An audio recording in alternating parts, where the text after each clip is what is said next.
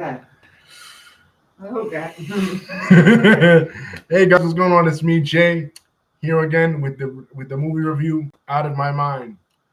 Okay, like I said, most of the people would think that this hearing about the title, they would think the movie is about a person that's crazy, but that's not what the film is about at all. It it's a film about a girl, Melody Brooks. She's 11 going on 12, at least what's going on. She's 11 going on 12 years old. She's about to enter into the sixth grade. Originally, the movie is based on a book by Sharon Draper, right? That came out in 2010. And there are some differences between the movie and the book, but here we're just here to talk about the movie. It's got 100% on Rotten Tomatoes. Hey, what's going on, David? How are you? 100% on Rotten Tomatoes with a viewer rate of 98%. So, what is it about? It's about the life of this sixth grader, Melody Brooks. Unspecified where exactly she lives, what part of the United States, but she suffers from, well, she has.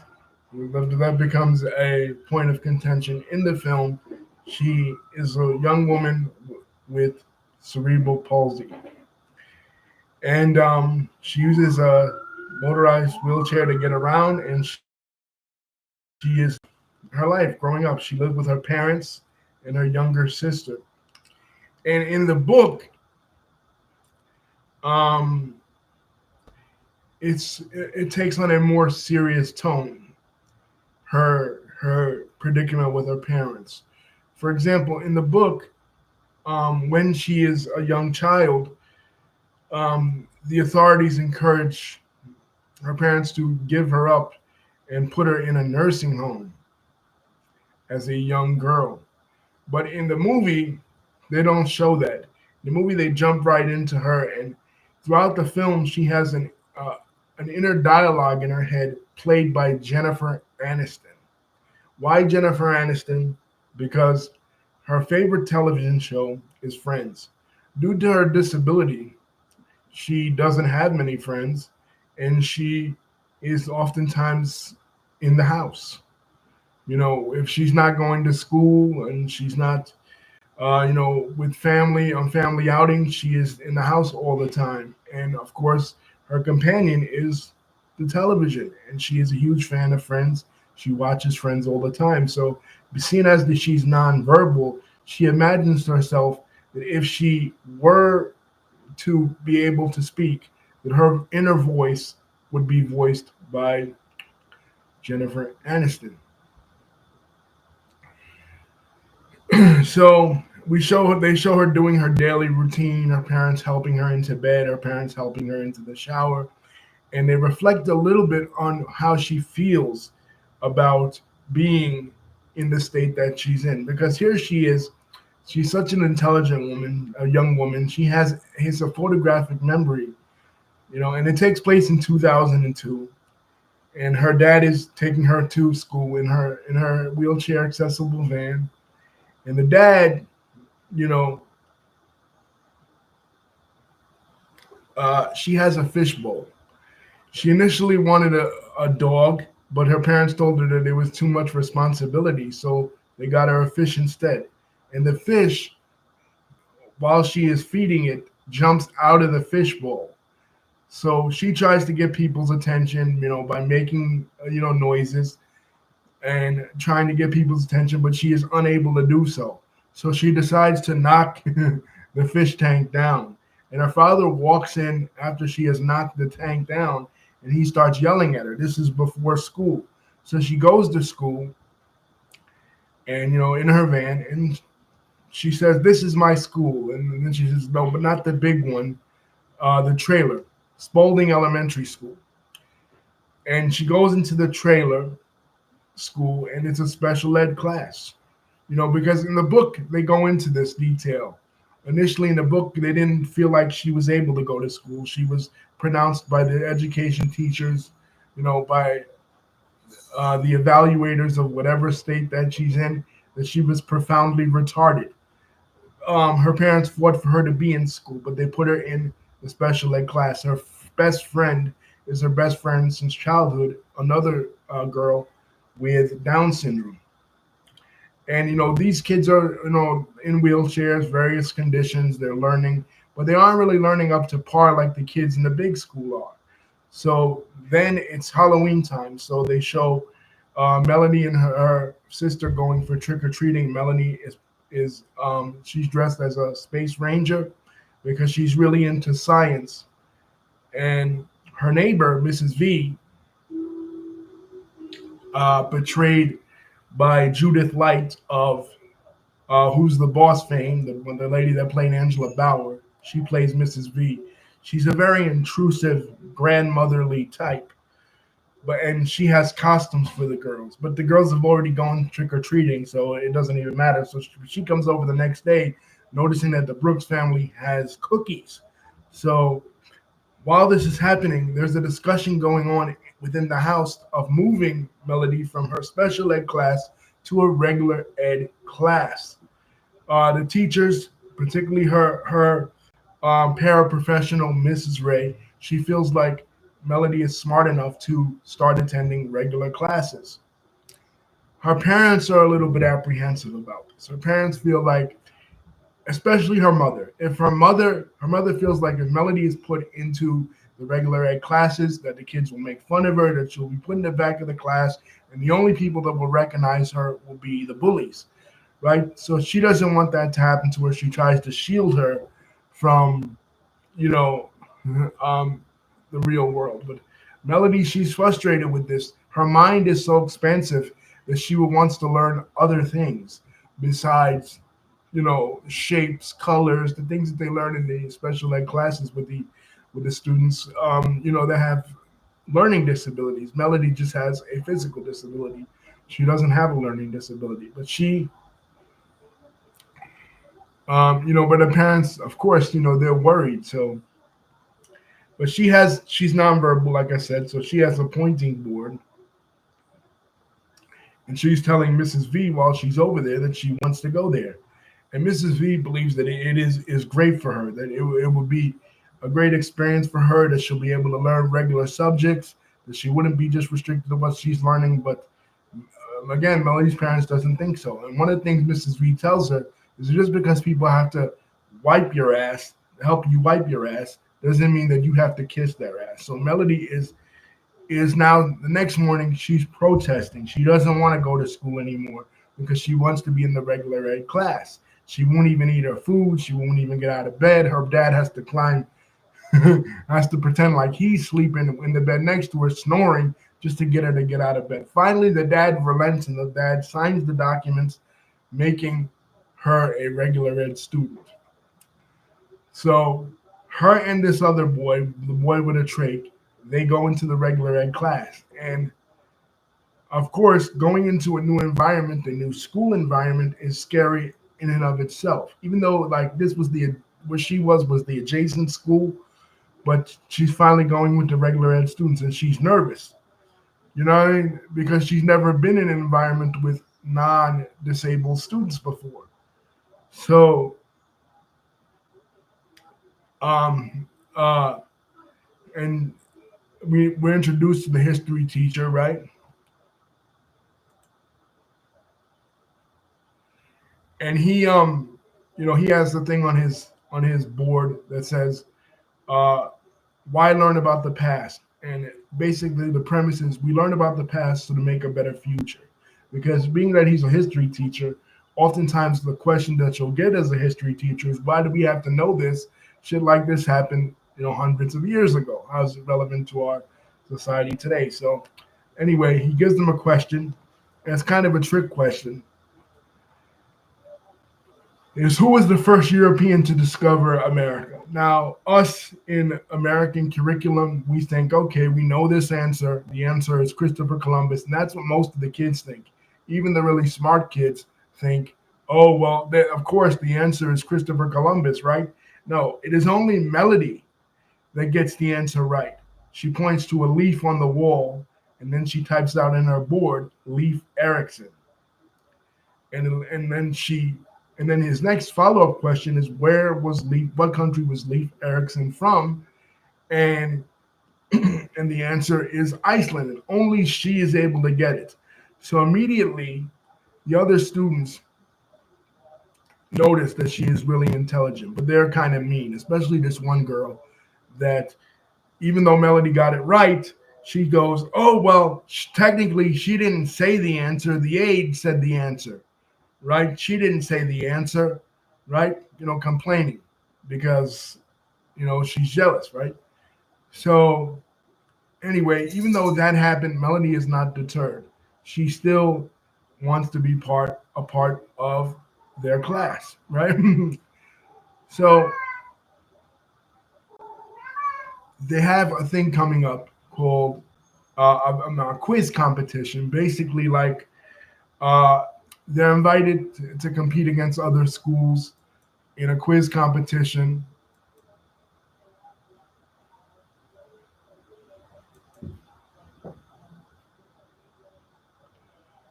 called the Whiz Kids. You know, they did a lot of these back in the day. I used to watch them on public access programs. I even went to one in Washington, also in the sixth grade, called the National Geography Bee. We got to a certain level and we couldn't get any further, in my case. But basically, what it is like all the students compete, they take a quiz, and in this case, 4 students can be chosen and 2 alternates, right? So, of course, Melody, she wants to try out for this triathlon, but again, people in her life are like, well, this is not suited for you or whatever. But she doesn't care. But even though she had that bad day, she does make a friend. This one girl, Rose, and Rose, this little African American girl, she has cool sneakers. And Melody tells her, "Well, you have really cool sneakers, Rose." Basically pointing, cool shoes. And Melody looks down at her shoes, and well, her shoes are medical shoes, orthopedic shoes. You know what I mean? Because of her disability, she's not able to wear stylish shoes. She tells her dad, that she wants to wear stylish shoes, and there's a scene where they go to the sneaker store and they ask, was there anything else besides these medical shoes that she could wear that could be a little bit more stylish, for a girl that's about to be a teenager? But she says no. I mean, he says no. He says, that's all that's available. So unfortunately, she's not going to be able to keep up with the Joneses, but she does make a new friend in this girl, Rose. So the girl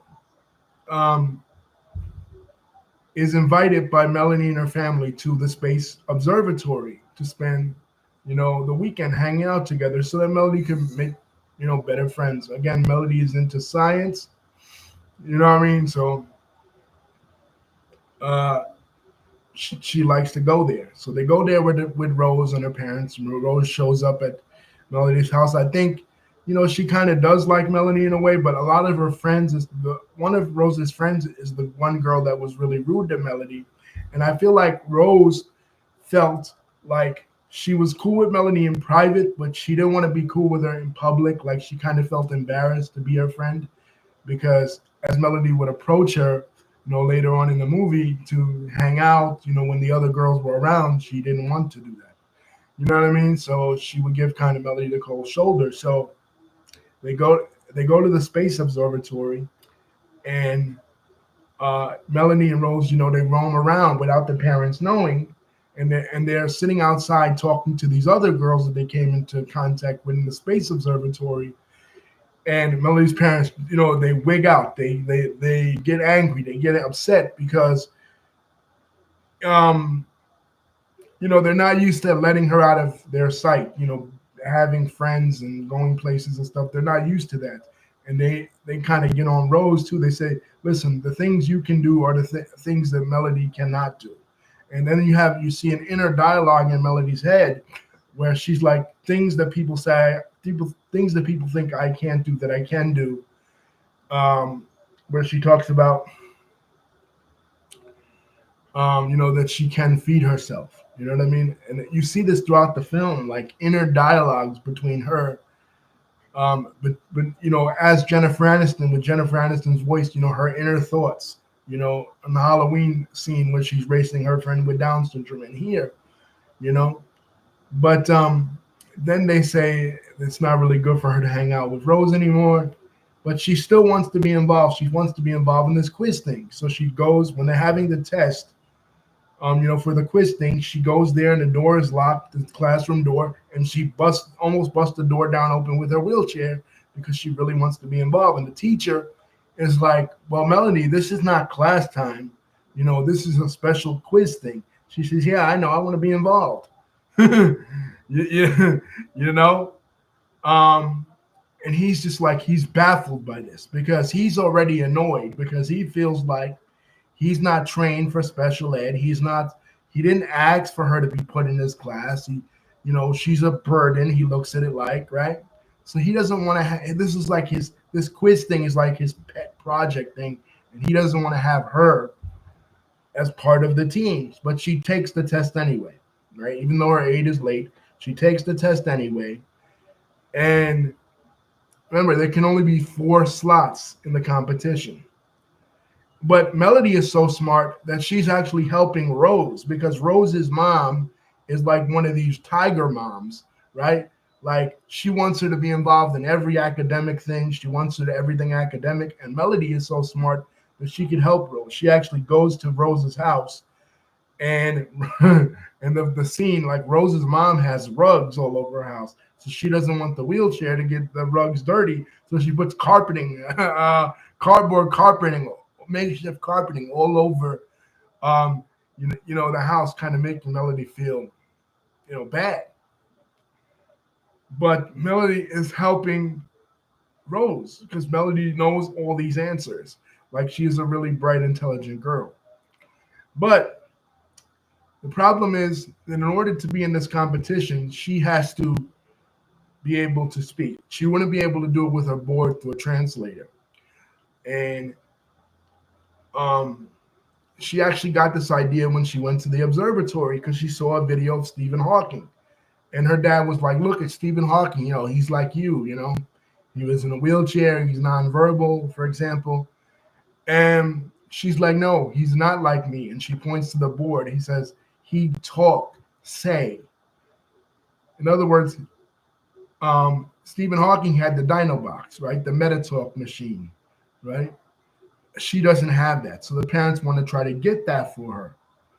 But, the problem is her insurance. But the insurance company says if she can come for a test and she can qualify for it, then she can get it because she needs it for this competition.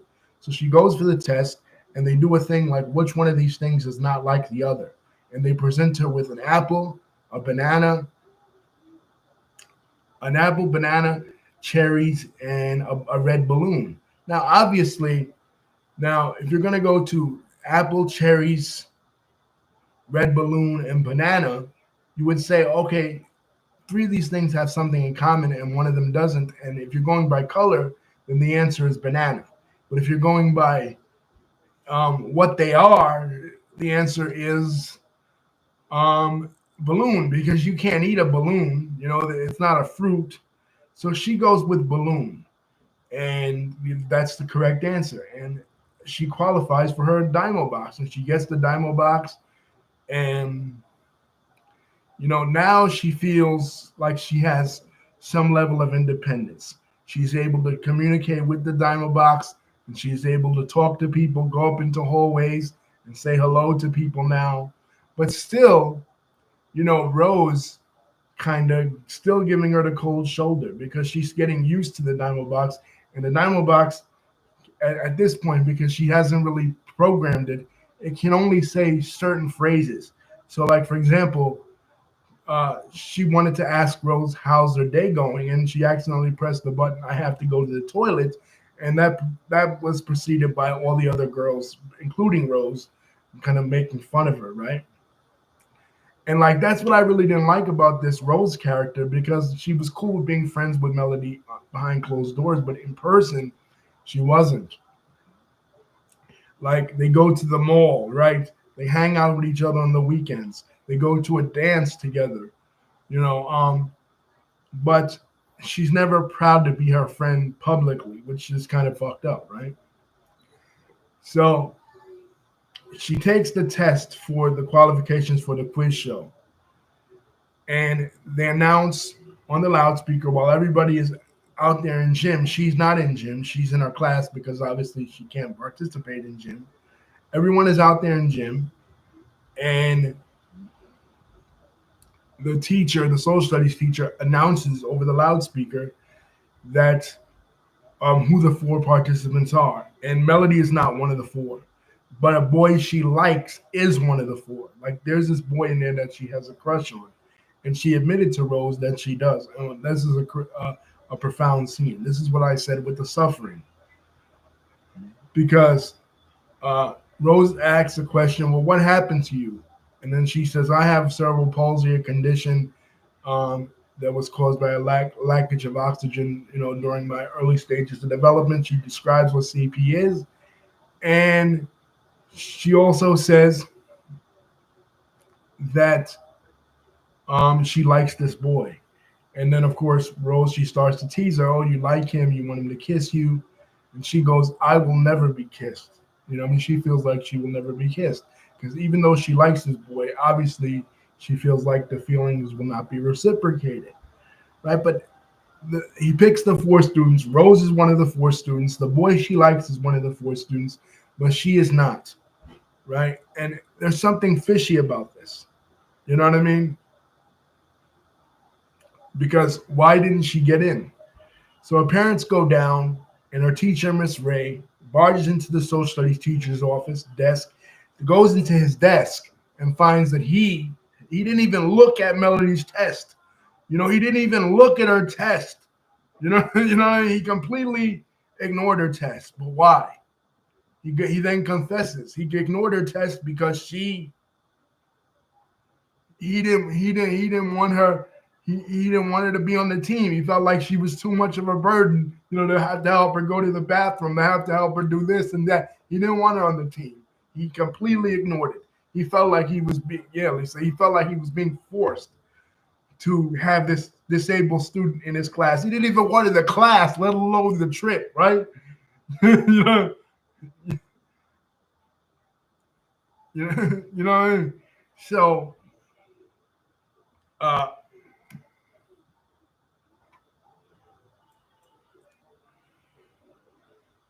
so they say, if you do that, then we will have to sue you.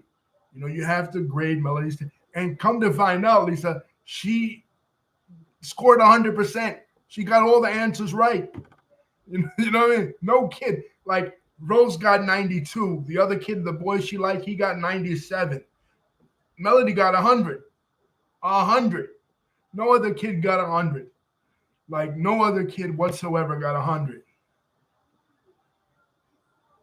So looking at the test, grading the test on the answers, you knew he had to take her, right? So he does. But then there's a point in conversation between her aide, Miss Ray, the woman that got her into regular ed in the first place, an African-American woman that is working on her memoir, right? She helped her get her Dymo box. She helped her get into regular ed, and now she's helping her on the quiz show. She says, it's not kids' disabilities holding them back. She tells the teacher and the superintendent, it's not kids' disabilities holding them back. It is the education system. It is their teachers. If you allow them to succeed and you allow them to fulfill their truest potential, they will be able to do so. So they go to the quiz show, right, competing against other schools. And you see the teacher in the back, holding on for dear life, thinking that once they get to Melody, that she'll say something, wrong or whatever, it'll be a complete embarrassment. Turns out, because of her, they win the thing. Like, it comes down to a tie between the two schools, and they have a huddle, and the girl that's mean is on the team to Melody. So everybody else is saying, well, let Melody answer because otherwise we're not going to win, right? And the other girl that's mean, she's like, well, what are they going to say? That we'll have this R word, uh, you know, on our team if we let her answer because they're not letting her answer any of the questions. Finally, they let her answer the hardest questions and they win.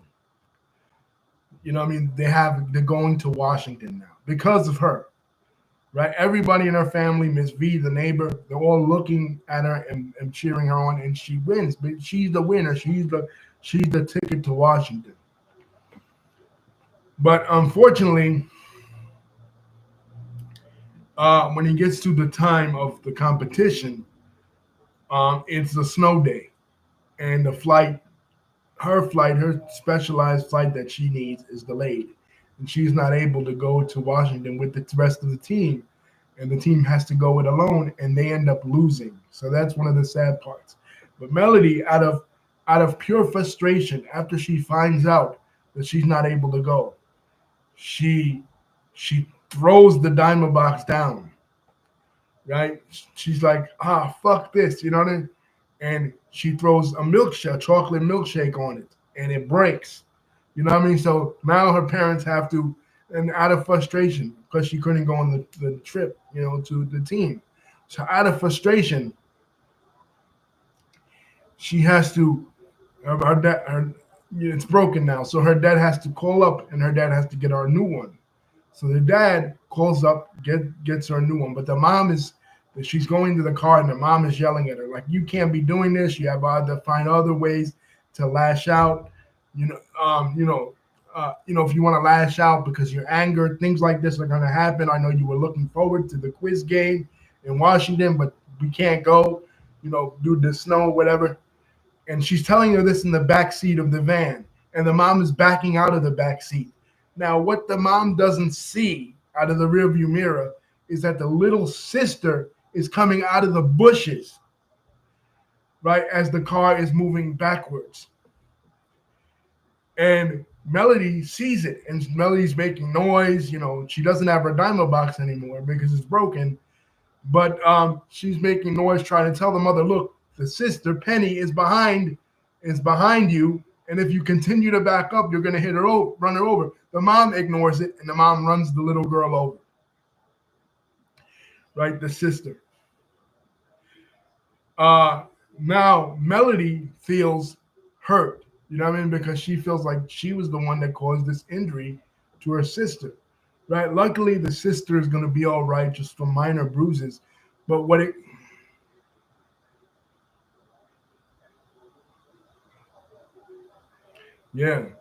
comes down to is nothing major happens with the sister, but what it comes down to is that the mom has been totally ignoring Melody. Even before she had the dino box, after she had the dino box, the mom has been totally fucking up and ignoring Melody. That's the point of it. The dad has been listening. The dad has been concerned. It was the dad's idea to get her the dino box. It was the dad's idea to put her in regular ed. It was the dad's idea to put her in the quiz show competition.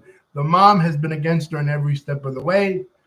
And that's what the mom realized, that if the mom continues to ignore her, things like this, like happened to the sister, will happen again. So the mom and her reconcile. And then she gets another diamond box, and she finally faces the teacher. She, not her aide, not Miss Ray, but she herself, Melody, finally finds her voice, and she basically tells the teacher off. She says, "Listen, you tell us that we study the past in order to make a better future. Well, this is what I'm trying to do. I'm trying to make a better future. There's always going to be snow days. There's always going to be hurdles. There's always going to be obstacles. But I'm here to overcome these obstacles, and I'm here for the challenge." You know what I mean? So you can, and this is for the teacher, and this is for all the students, because they went to Washington, and because Melody wasn't with them, they lost. They lost completely. They came in sixth place, but in a consolation prize, they had a breakfast for all the teammates, but they didn't invite Melody. And the mean girl, still in her mean girl bullshit, says, well, of course we didn't. Look at the way you eat. It's disgusting. Right? And that's when all the other kids, the boys she likes and Rose, her friend, Rose finally rolls the spine and guts and says, well, if Melody had been there, we'd have won. You're just jealous because she's smarter than your ass. Right? Right? Like, uh, so Melody finally says, listen, whether you want me here, and this is for the teacher and the kids, whether you want me here or you don't, I'm going to stay here and I'm going to continue sixth grade in regular education. And I'm going to go for another competition in the future. And I'm going to win said competition. I'm not going to let anything hold me back. And that's where it ends. And then you have Melody in her Jennifer Aniston voice thanking the real Jennifer Aniston for being the voice inside her head. So I loved it. I think it was warranted, the 100%. I have cerebral palsy too. Obviously, I use a power wheelchair as well. I'm verbal. Obviously, I'm talking to you right now, but I can kind of identify with certain things in this film, but not really, because as many people know, I've spoken about it before on the channel. I did not go to regular ed. I went to a school for students with special needs. And I didn't really face any of this. I actually didn't attend school with students that didn't have disabilities until I was in college. You know what I mean? So, and by that time, people are much, much older and much, much mature. I mean, obviously, you face ignorance from older people too. I mean, Melody in the movie faces a lady that pets her like a dog, right? But you're much more likely to face it from students. So I never really faced that. But I know a lot of people with cerebral palsy and other disabilities have faced that. So it is a common experience, and the struggle to get a student out of special ed and out of receiving what's called an IEP diploma, which is a substandard diploma, is a struggle as well. You know what I mean? So it's not just a social struggle; it is also an academic struggle, because if a student wants to continue on into higher education, he or she is not able to do so with an IEP diploma, which colleges and jobs don't consider as worthy. So this is a real issue that tackles that. And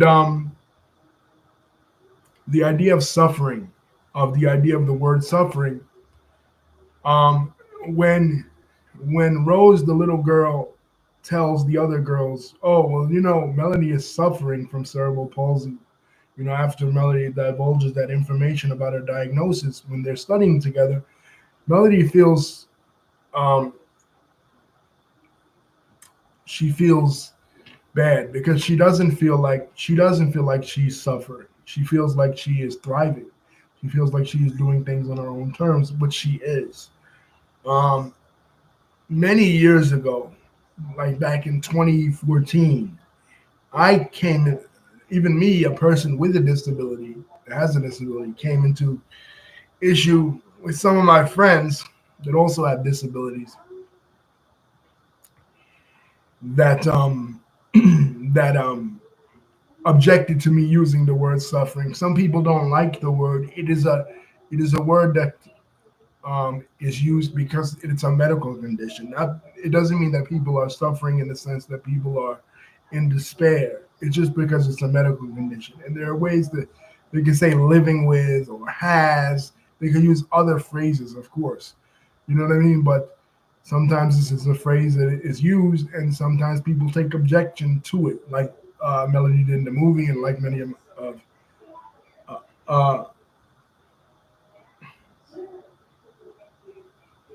my friends did as well. So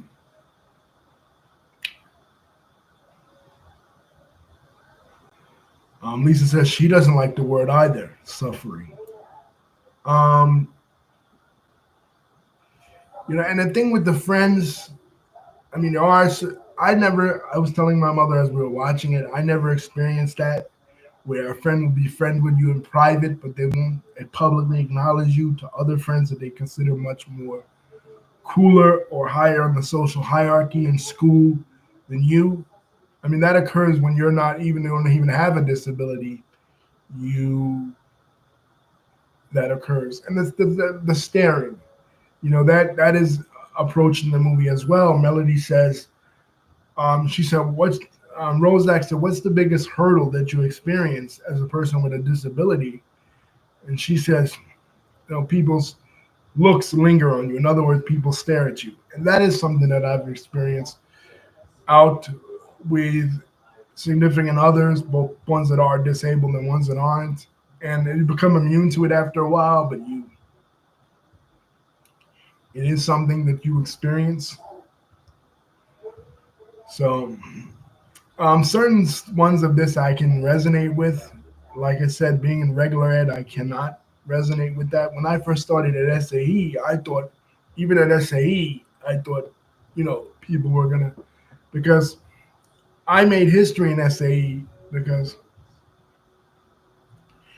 the school I'm at now, because I was the first person with a disability to attend uh, that school, according to them. Now, I don't know if what they're telling me is true, but according to them, I was the first person to ever in the existence, and the school's existence is 1974, um, with a disability to attend uh, that school. So I don't know if it's true, but as far as the current crop of students, I am the first. So uh, I thought I would be experiencing some kind of not prejudice or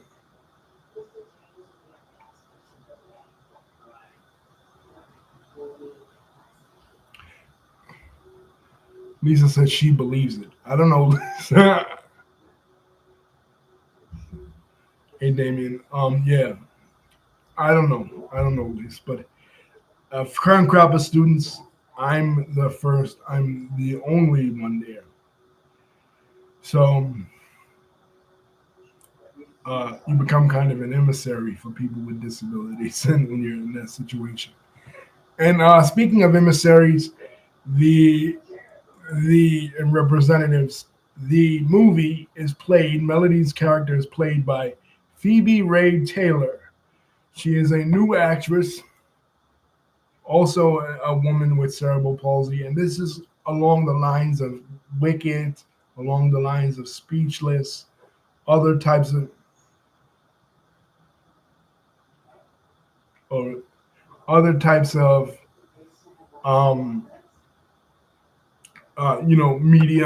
media with people that are disabled. There's objections to people without disabilities playing characters with disabilities.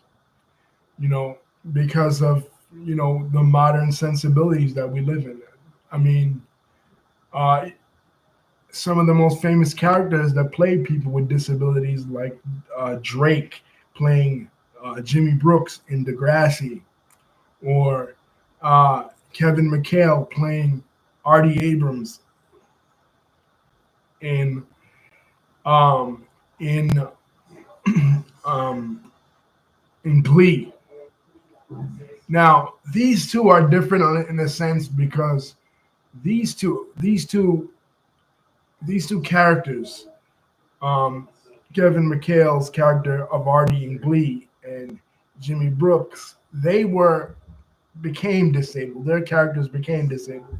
Jimmy Brooks' character became disabled during the course of the show, and Kevin McHale's character became disabled in a backstory that they showed in a flashback. And Kevin McHale had to be an able-bodied person because in certain scenes in Glee, they would have some fantasy series where he would get up and start dancing.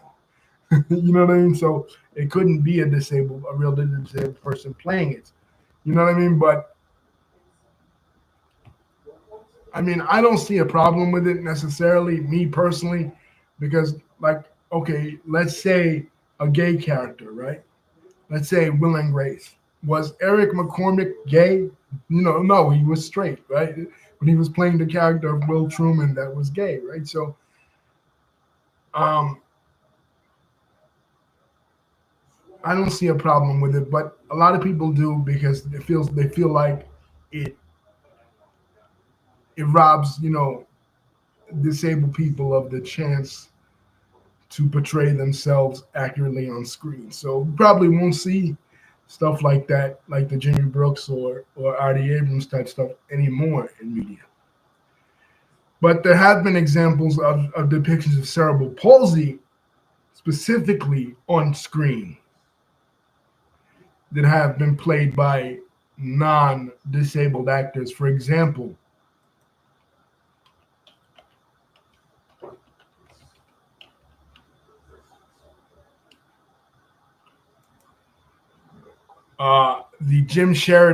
the movie based on Jim Sheridan's novel My Left Foot, starring Daniel Day Lewis, where he plays that disabled man that paints with his left foot. This is an example of when it comes to just cerebral or William H. Macy playing the character of a door-to-door salesman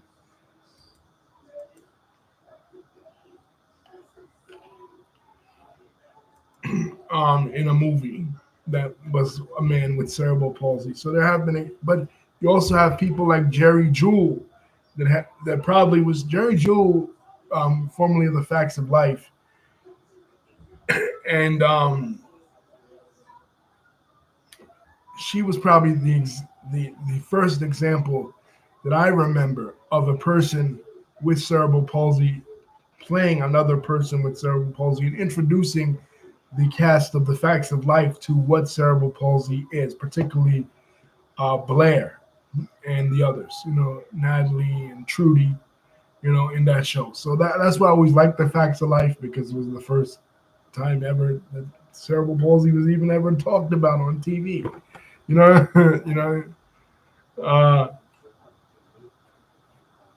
and in this Western show, I forget the name of it. I think it's Westwood. Yeah, Westwood. She plays a disabled prostitute in the Old West. So she's always been like the go-to person when it came to playing someone with cerebral palsy. But that's just cerebral palsy, you know what I mean? But disabilities as a whole, most of the time have been played by non-disabled actors on television and screen, and that's changing.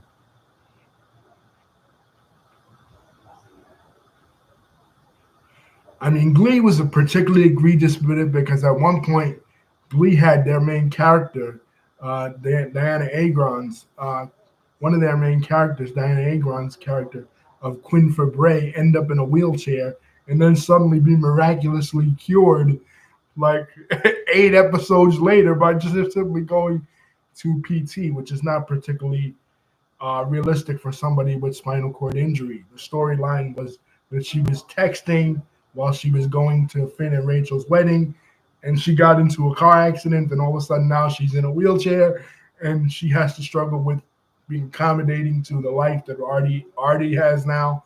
And then all of a sudden she doesn't have to struggle with it because through the power of love and through the power of Dreadlock Jesus, this other kid, that she becomes romantically involved with, all of a sudden she's cured and she can now walk again and be the ever loving, bubbly cheerleader that we've come to know as Quinn Fabray.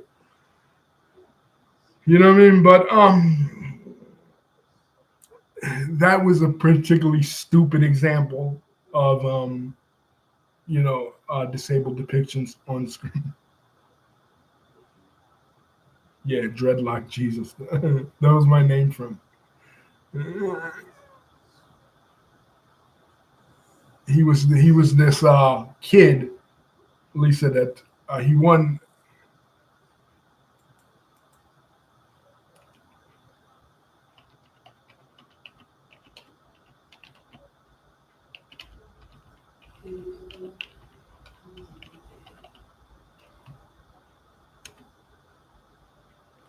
He was Samuel Larson. He played the character of Joe Hart. He was his character was an uh, evangelical hippie that was like preaching about God and stuff in Glee. He won the reality show The Glee Project.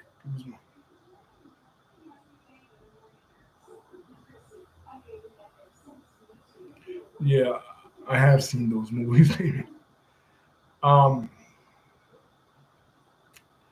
he played that character, and through the power of love on the show, he helps cure Quinn. It was stupid, it was kind of mocking people with disabilities, and we've seen this throughout, popular media.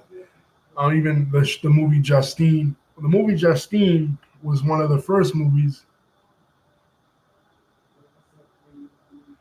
that I remember actually having somebody with a disability portray somebody with a disability. It was a girl with spina bifida.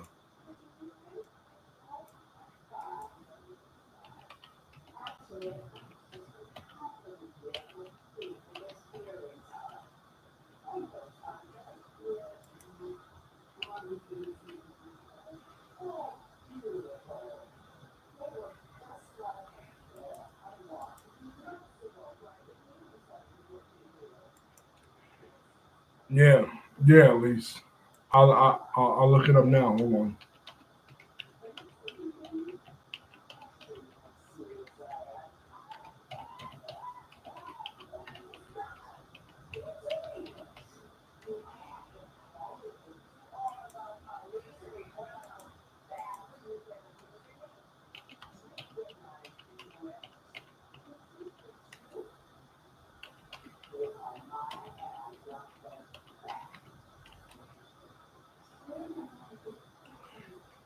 Yeah, it came out in 2019.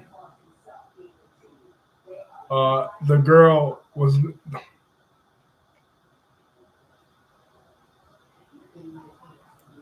it was on Netflix.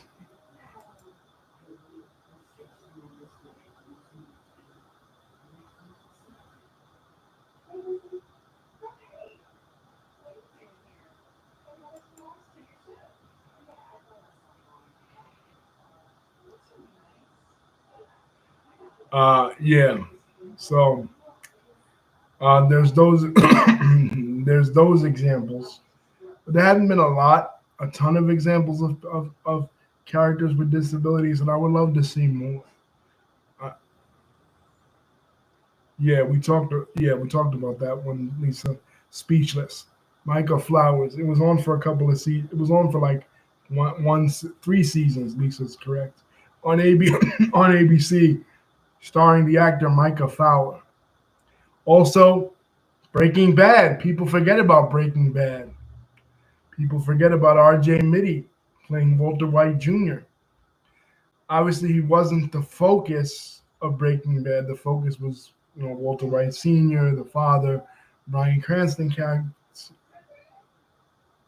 Bryan Cranston's character, but R.J. Mitty was kind of a breakout role for somebody for an actor with a disability. Just like Jerry Jewell was, years ago in the '80s. So, and yeah, Damien, I have seen those films. Those are great films. Those part of the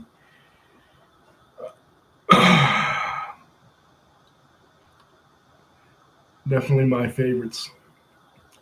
Two of my favorites. But yeah, Speechless was a good show. Much like that, this was kind of like that in a sense, Lisa, because it used the inner monologue of the kids of the person's head, you know. But one thing I've never seen with all these disabled characters is never a disabled love interest.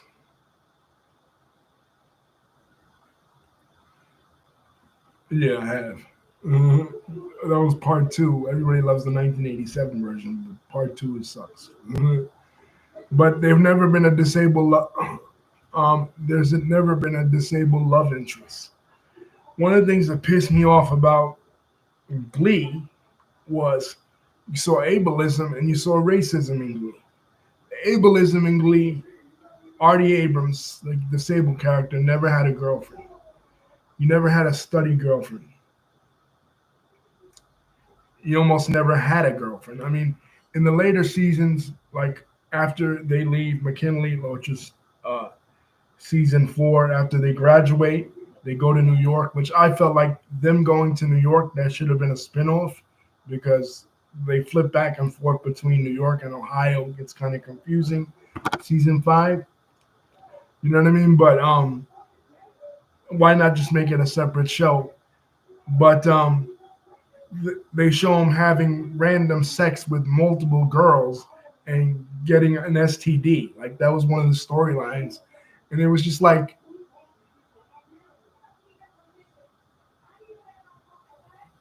yeah, but those are okay. Lisa's talking about love, and just like this kid Artie never even had a girlfriend in high school. He went out with the girl Tina Cohen Chang, Jenna Ashquit's character, for like 2 months. And Ryan Murphy said that they were going to be like the next Corey and Topanga. They clearly weren't because she had, chemistry with other people on the show and stuff. And he was left alone, single. And all of a sudden now he's this stud in New York City where he's having sex with multiple girls, getting STDs. It made no sense. you know?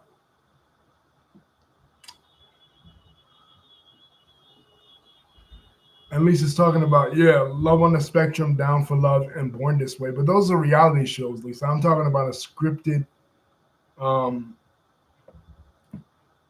traditional piece of media. But hey, sometimes, like with the WrestleMania series here, I I feel like, well, if it doesn't exist, create it. So maybe I'll write one. I'll write one where the protagonist is disabled because you've never seen that, and that's one of the biggest issues with people with disabilities is that we're portrayed as asexual. We're portrayed as not having interest in the opposite sex, or sometimes if we're gay or lesbian, the same sex.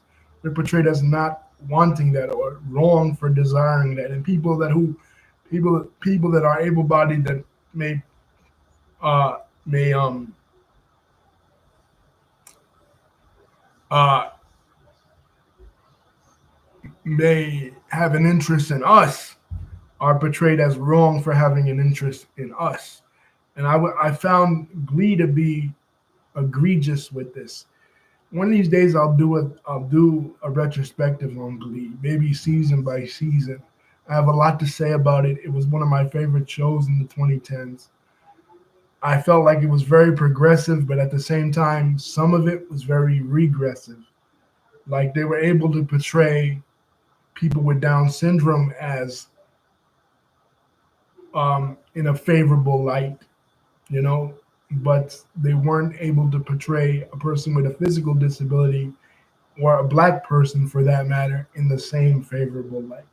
Like the only two characters that on the show that were consistently single, gay or straight, was Artie, the kid in the wheelchair, and Mercedes, the black girl. So what does that implicitly tell you about what the writers had in mind for people with physical disabilities as well as African Americans?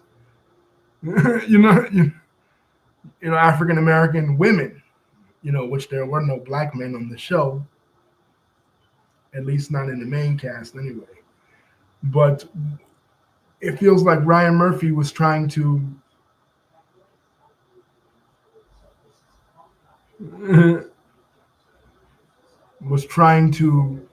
say that feed into the asexual disabled kid that's just friends with everybody or has feelings for girls that aren't reciprocated, and the uh, the sexless loudmouth diva stereotype of African American women. It just feels like that was what he was feeding into. Not to mention uh, some of the transphobia that was heading in there. And granted, it was the 2010s. We weren't as far along with trans rights as we are now. And some of the the kind of sleight of hand anti-Semitism that was directed at the character of Rachel for her Jewish heritage. So as progressive as it wasn't. There were some problematic parts of it. One day I will go over it, but it just ties in here into the representation of disabled people in the media, in my opinion.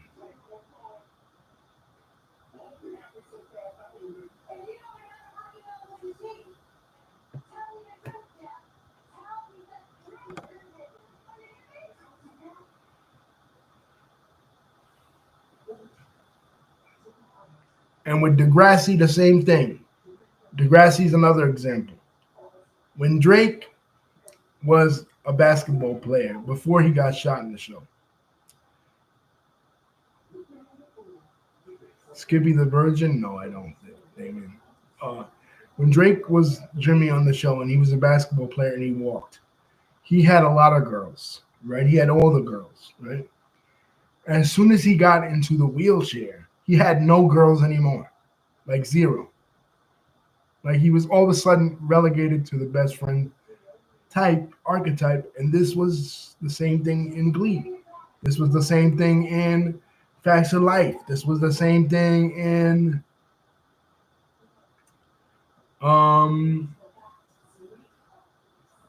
the movie about the door-to-door salesman. He didn't have a girl. He didn't have a wife or a girlfriend. None of these characters that we listed above that are people with disabilities had wives, girlfriends, husbands, or long-term love interest. So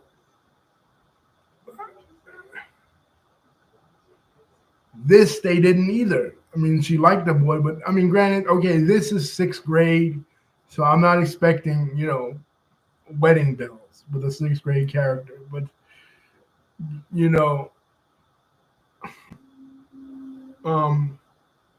I guarantee if this was in high school, this would have been the same thing. You know what I mean? Like she would have liked the boy, but the boy didn't like her back. On Saved by the Bell, when Zach goes out with the disabled girl that he meets from the teen line.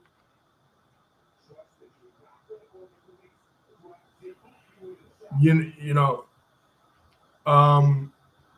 goes out with her for one episode, and that's the end of her. We never hear from her again. So.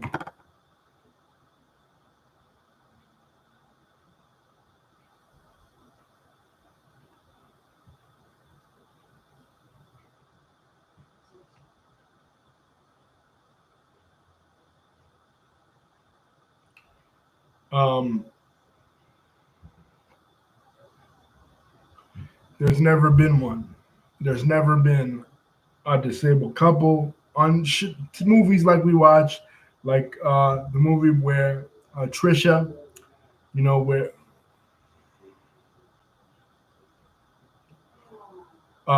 where like we talked about, the marriage laws with disabilities, but that's a documentary. You know what I mean? That's people. That's real people. All they're doing is putting a camera in front of them and talking about their love life and stuff. I'm talking about written characters. You know what I mean? Lisa saying that they don't know how to put us in movies and TV without being offensive. I mean, yeah.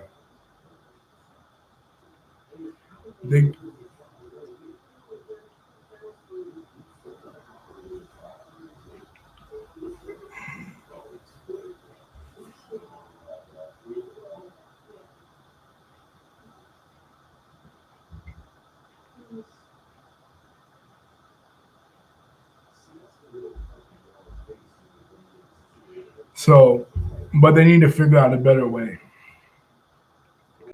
This was good, but this was too young adults. You know what I mean? To touch on the topic like that. You know what I mean? Kids don't even know their sexuality back, at this time. But I would love to see a disabled character part of an ensemble cast that's just treated as a normal character. You know what I mean? I thought maybe the new Saved by the Bell, if it had lasted, maybe would have had something like that. You know what I mean? Because the way they treated Josie Tota as a transgender character,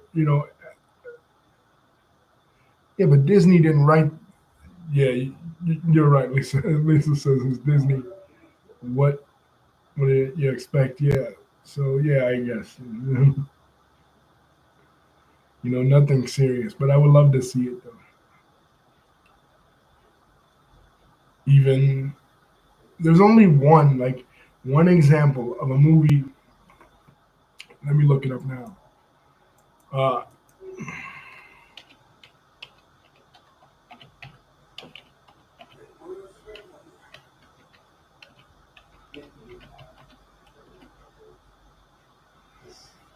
it was a movie called Suddenly, a 1996 made-for-TV movie starring Kirstie Alley that portrays a couple with spinal cord injury that have a baby.